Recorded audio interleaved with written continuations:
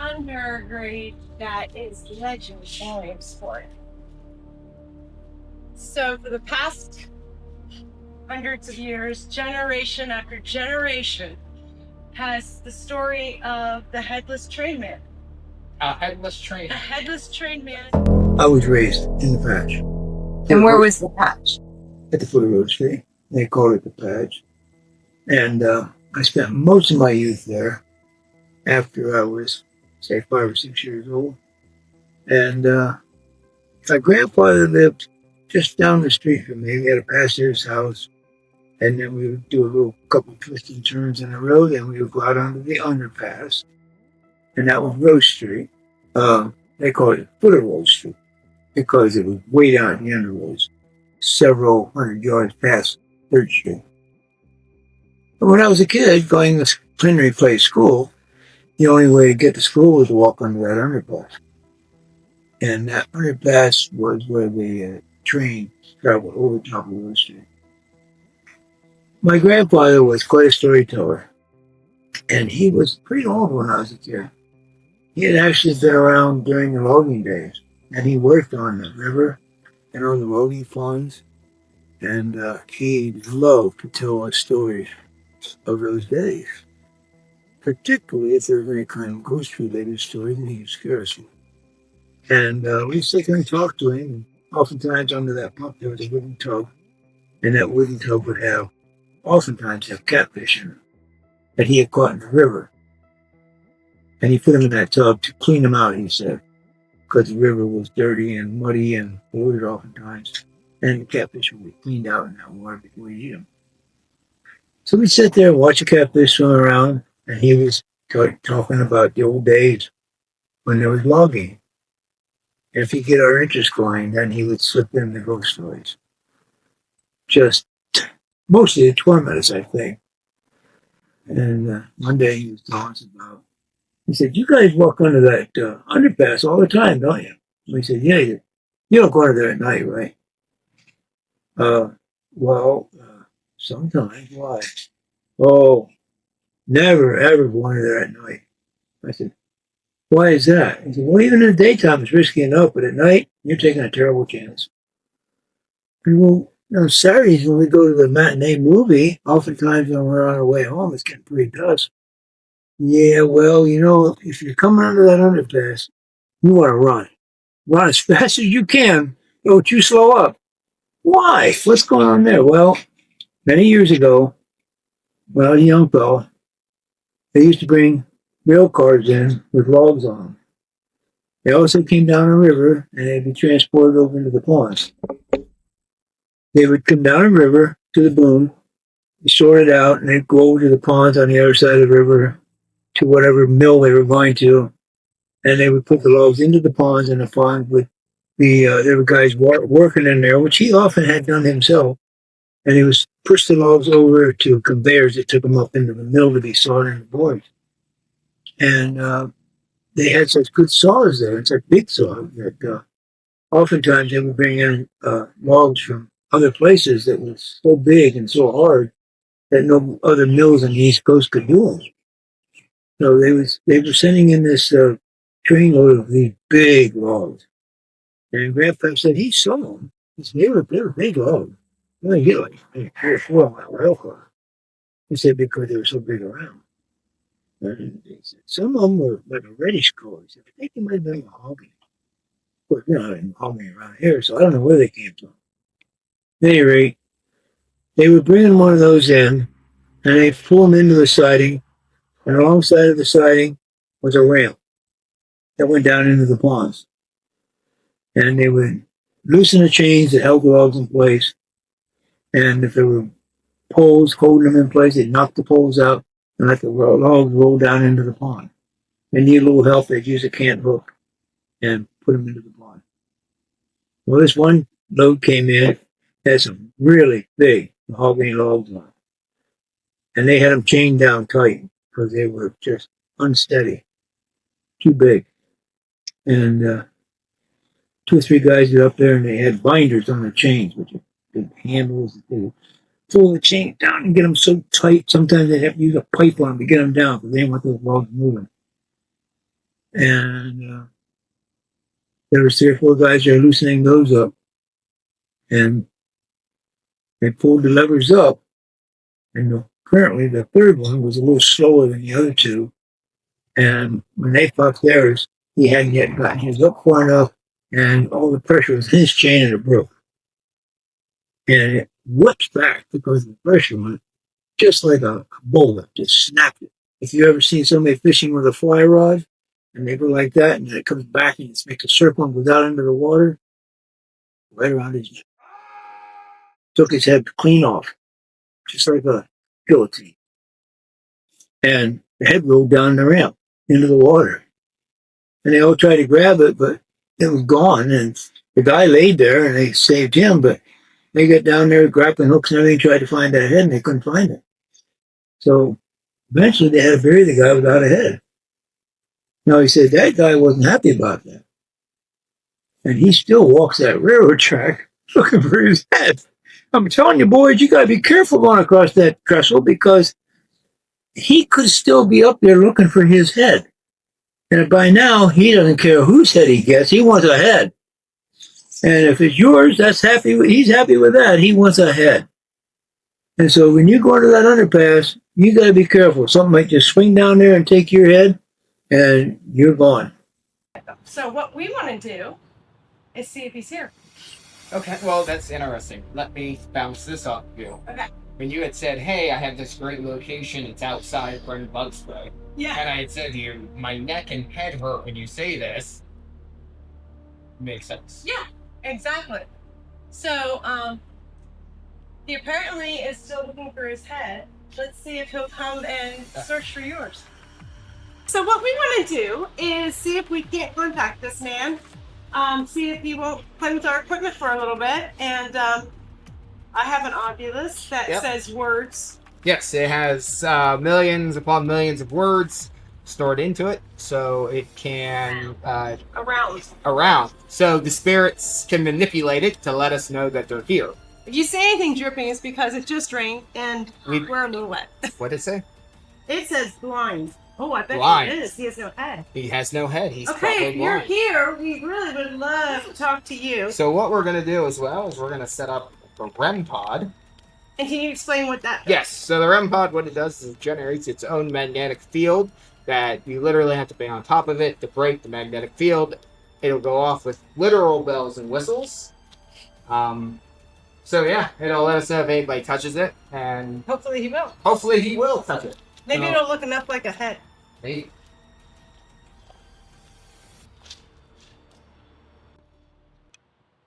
So what we're also going to use from our friends over at GhostTube? GhostTube, yes. Our friends at GhostTube, they've created a lot of good apps, especially the GhostTube Box app, which is sort of like Box, except we can take video with it as well. And I have an EVP player. Yes, and you have the EVP player recorder. So this is possibly going to record something. I don't know, but Headless Man could help. No, but we'll set this up and we'll just see what we can do with it. Once I've got blind and around. So he's around. Mr. Headless Man? See what he says. We would love for you to out communicate with us. Said the word head. It said head. It just said head. Okay, please don't take ours. We got lots of cameramen. You can just have one of theirs because they're on tripod. This one. This is.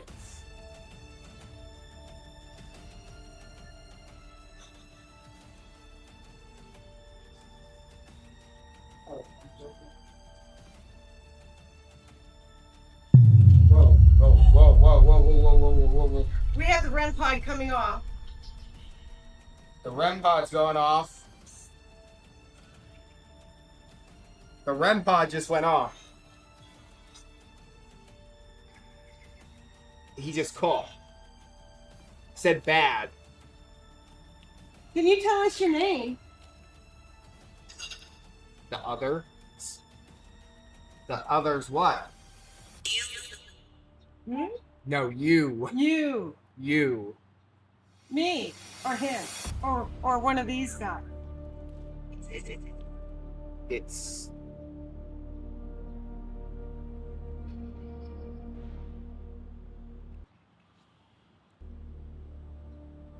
Can you touch the REM pod again?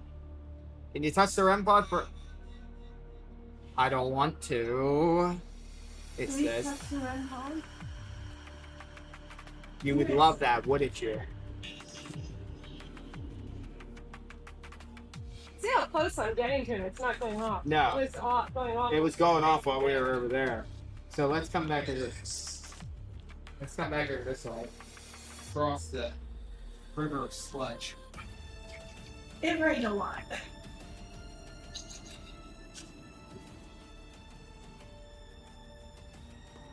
Can you say Carl again?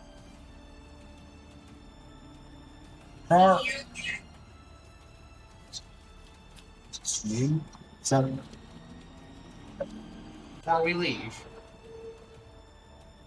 before we leave, we want to get a quick spirit box session with the evening before that. Let's just see if we can't find something. We've had really good results with this in the past. Right, and it was talking to your ghost tube. So. Yes. So we'll power this on. I'm just being paranoid about trucks coming over here. No, I'm more afraid of the traffic than I am the ghost. Did you have it record? Approach.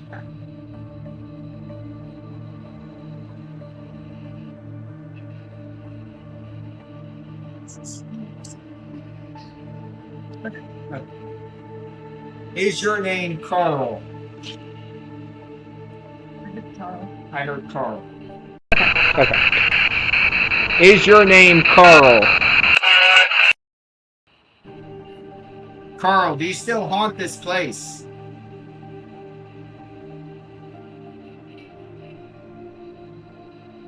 Carl, can you give us a last name?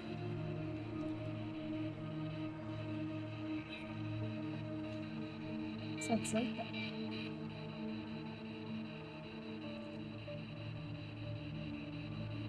Can you tell me why you're still here?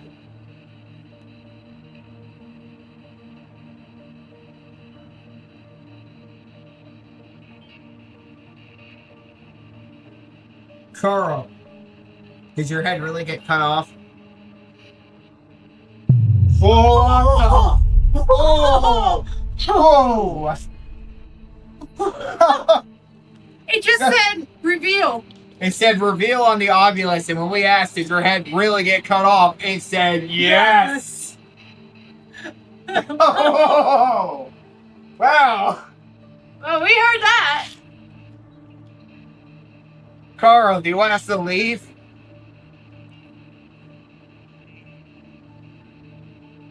Is there anything you want to say to us?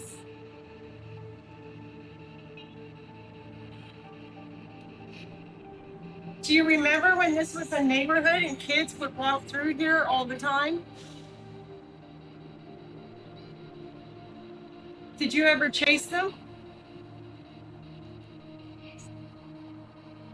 He said shh.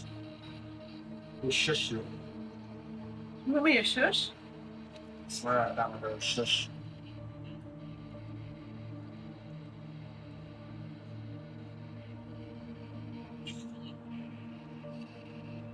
Carl, can you hit red down in there for us? Like you did before. Are you alone here?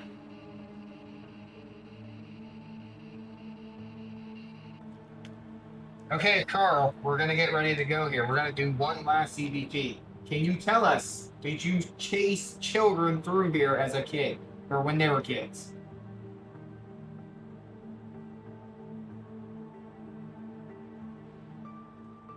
Are you here by yourself, Carl?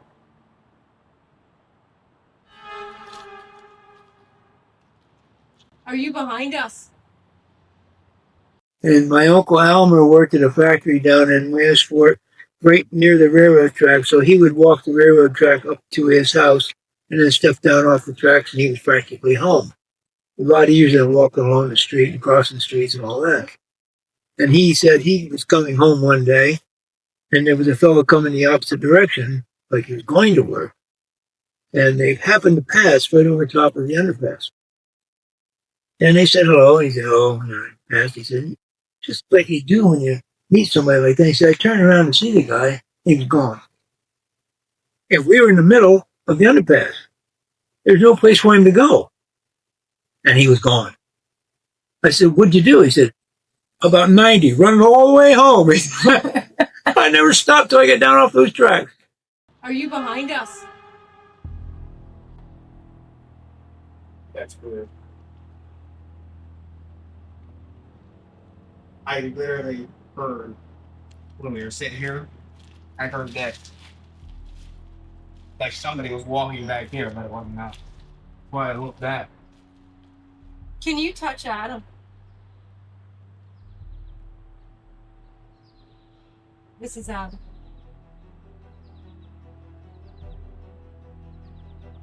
Can you push Adam down? Take his head. I'd stop him. Would you? No. Maybe. Make it be bigger. That's my lock. All right, Carl, we're gonna leave. If there's anything else you want to say, we're gonna let this on for a few more seconds. You can speak into the recorder.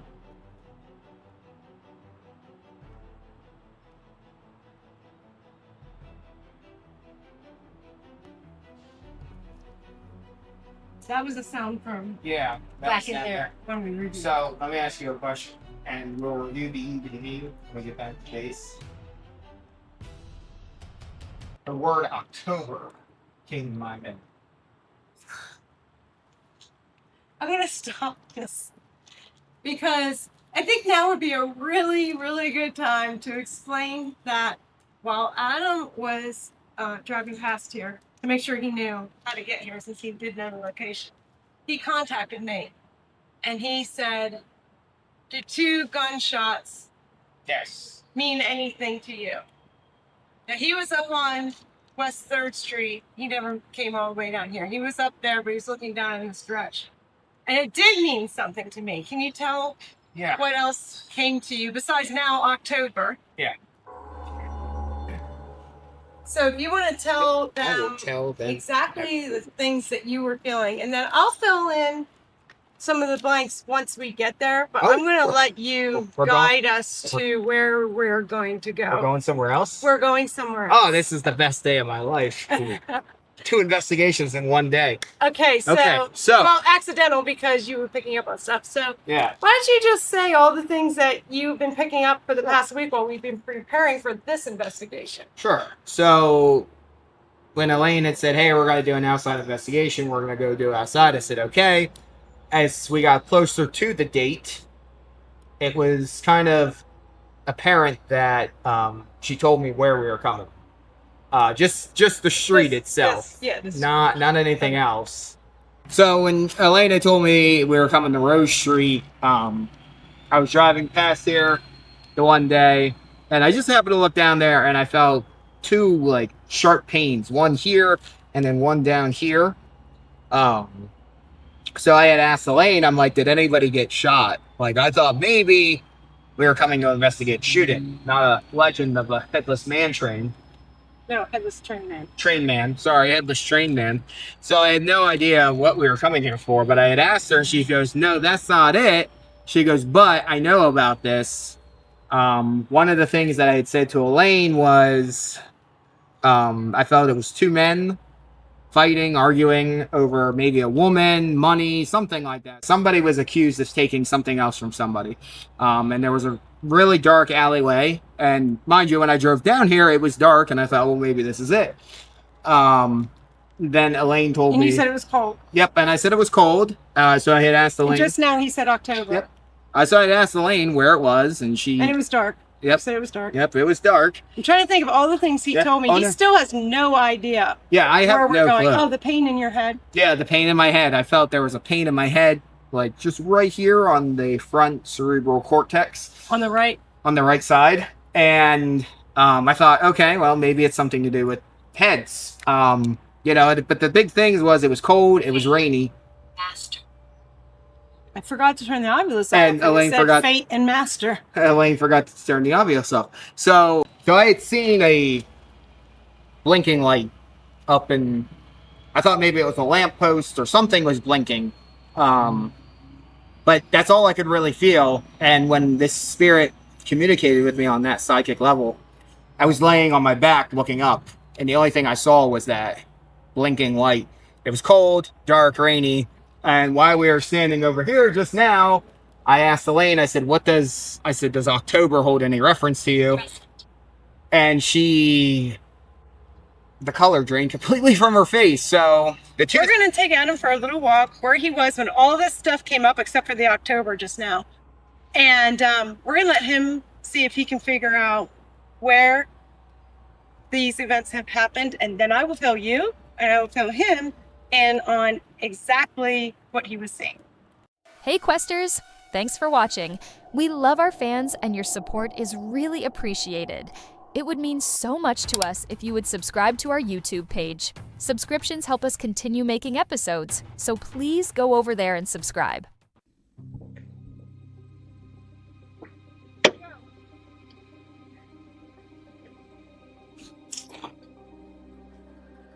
So this is definitely the area that I was feeling. Which kind of makes sense because I was actually on the road that's behind us. Right now, when I was driving through here, look down that road at the Headless Trainman legend. So which way do you think we should go? For those of you watching, we have a thunderstorm about 1 minute from us, so yeah, if you hear thunder, that's what it is. Yeah. So look at that. I really felt those two shots. Like it was back here towards this back corner. It was locked. That's exactly where it was. Because when we now can we go here? Onto the grassy I didn't get permission to walk onto the grass, but we can go up front. Okay, well let's go up front and make sure all our camera guys. Just so that everybody is aware, he is leading us to the exact spot without anybody telling him where it was. He is going the right direction. So when I initially drove past there after Elaine had told me, hey, it's at Rose Street, and I looked down, I felt those two really piercing shots, one here, one here. I remember it was cold, it was rainy. When we were just over there at the first location we were doing today, now tell me something, because now I want to know. In October of 1966, there was a murder right here. A man was shot twice. It was dark. It was cold. It was cold, dark, rainy. I felt it was two men fighting, arguing over maybe a woman, money, something like that. And it was over money. And he was shot the first time near the head. It grazed his head and didn't kill him. He fell over a chair and it bruised him in a couple of places at the exact same time he was shot, which is what I think you were feeling. I was driving past here the one day, and I just happened to look down there, and I felt two, like, sharp pains. One here, and then one down here. And then he was shot in the head and killed. And I felt there was a pain in my head, like, just right here on the front cerebral cortex. On the right? On the right side. He was shot in the head. So he was shot twice in the head, but here's the thing. You had said you felt the pain on your right side. He was shot in the left ear and came out his right eye, where you were feeling the pain. Wow. When he fell on his back, face up.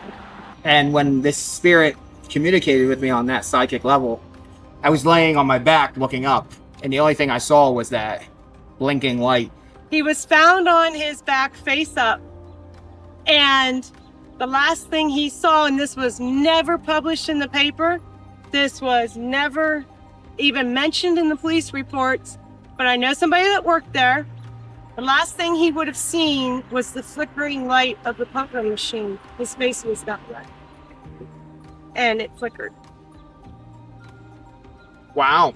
So you got everything right, 100%. And we can investigate the spot because clearly he is still here. Like I said, we don't want to get into a whole lot of details as far as names and things like that because the family is still mourning. They're still very much alive, and it was a tragedy that had happened. No, definitely. It was a robbery, and it was never determined if the guy meant to kill him, but he may have just done so at the time. We think there may have been a bit of that preceded the shooting, and he was caught, and he too died. So that's all we kind of want to get into with that. But the spirits of both or one could still be here. This was a convenient or a gas station. This was the Greystone service station. Next to it was the snack diner. And it happened in the service station, which was right on this corner where Adam was taking us. You pretty much described every single thing that was known, except the blinking light was not known. I knew it because my grandfather owned the station. My dad worked there, and he told me that slot machine was there, and the way the guy was laying, that would have been the last thing he saw. Was the blinking light that stopped it through the glass counter. So it'd been like real reflective and weird. Yeah, because when like I said, I felt that pain here. I felt the pain in the back, in the chest. And the autopsy actually showed that it was so severe, it was bruised that quick. Right in here. When he fell over the chair. Sense. It was a very severe, like he could have even broken ribs. It wasn't like cheap plastic chairs that we have nowadays. I think it was a wooden chair. These but are he like fell sturdy. Hard over yeah, it. These were sturdy chairs then. Yep. So, let's see if he's here before the storm comes. And we all get rained on. Gas. Gas. Gas. It just said gas on the Ovilus. So we're allowed to be in the parking lot, and that would have been the service station. So we're hoping that the spirits will at least come this far, since they apparently did Adam while he was still on the road. Doug. So that thing is ran. Hurt. Ran. Hurt. That's not us. All right, dude. Let's just set this over here. Sorry, I didn't mean to like rip that from your hands. I was like, let's just set it over here. All right, we are doing EVP 1. We're all gonna back away. I'm going to also run the Vox app from our friends over at GhostTube. Oh, and we have the REM pod going off again. And the REM pod is going off again. So thank you very much if you are doing that.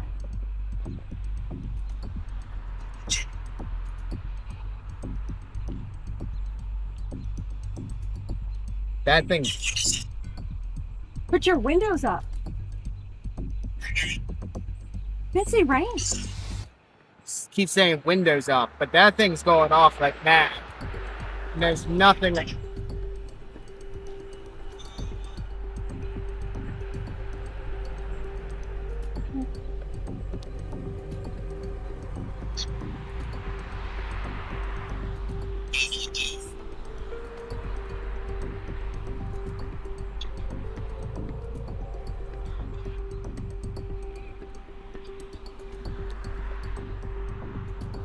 I'm getting a figure.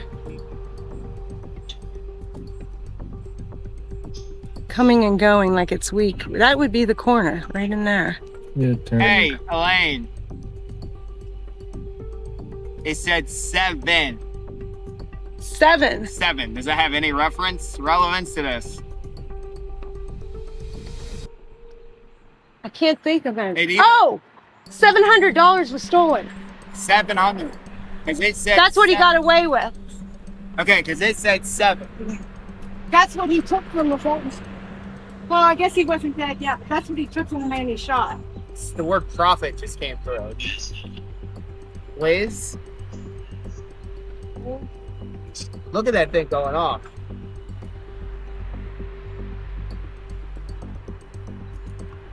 That thing is going to yellow. Scratch furry. Scratch off tickets. What is the friend grab? That thing is going crazy.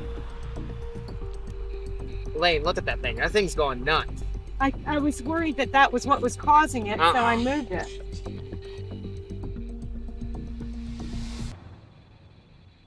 That thing is going nuts. Can you tell me where you were shot?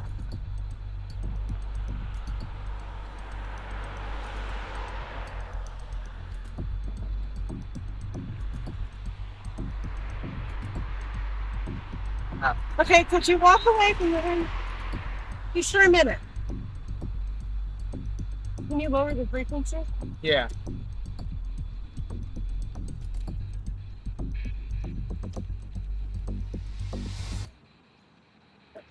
Okay, we made it so it's not quite so sensitive in case you start talking, it's not that bad.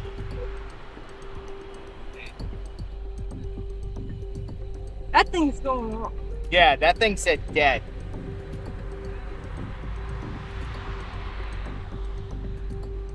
If you want to say your name, please feel free. We are not going to say it. Choke.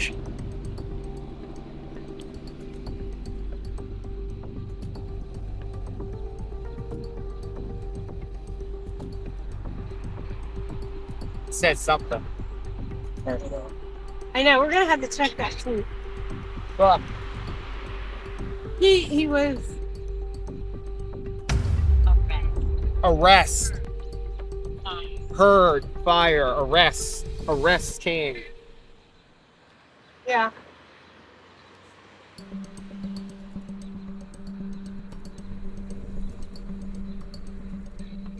Super Larry.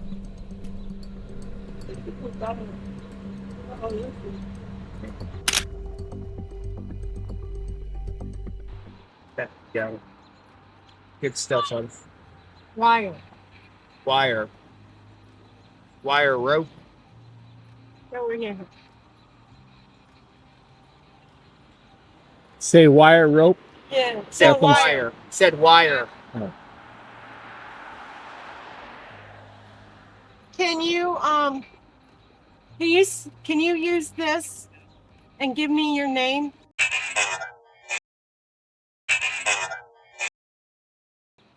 Or give me the name of the man who shot you.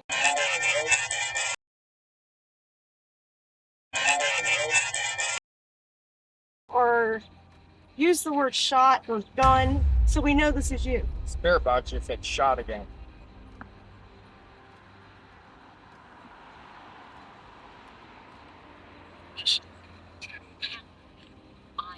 Group and camera. Group and camera. This has been great. This is a group. Okay. I don't know.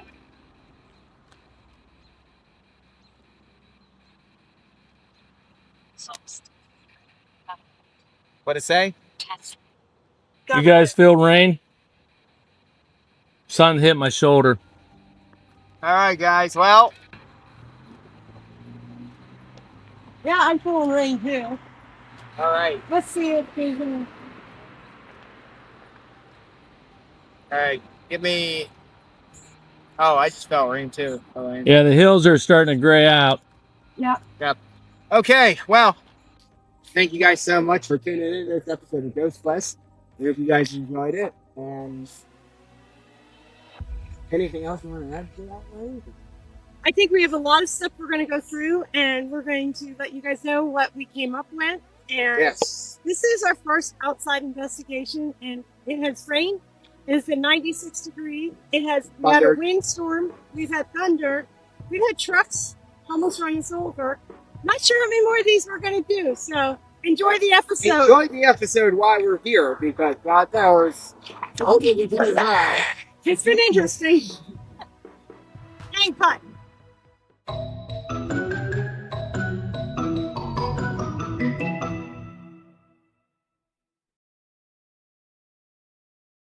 Wait, hold on. Car.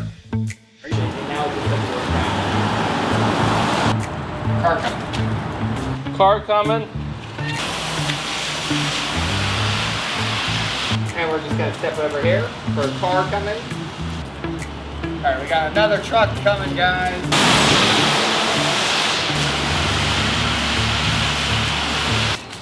We're going to break for just a Yep, second. we're gonna so we don't break get hit. just for 1 sec because this truck's coming down.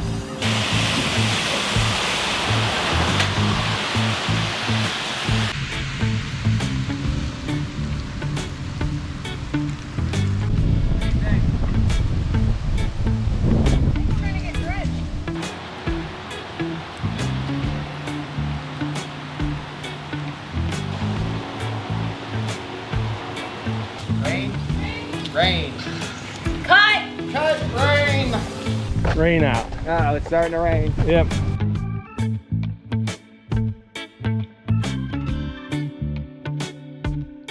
Can we start over again? Yeah. You guys walk back out again. Yeah. What would you do? I didn't hit the record button. This is the famous undergrade. Famous undergrade that we've only tried to film how many times today? We tried to film it a lot today because something keeps going wrong. I don't know if the Headless Trainman is trying to stop us. One more take, guys. Hold on. Oh, wait, that was right. Yes. Bam. Great. Train. Okay, hold on. We're gonna do it one more time. You know, the gag reel on this, guys, is gonna be amazing.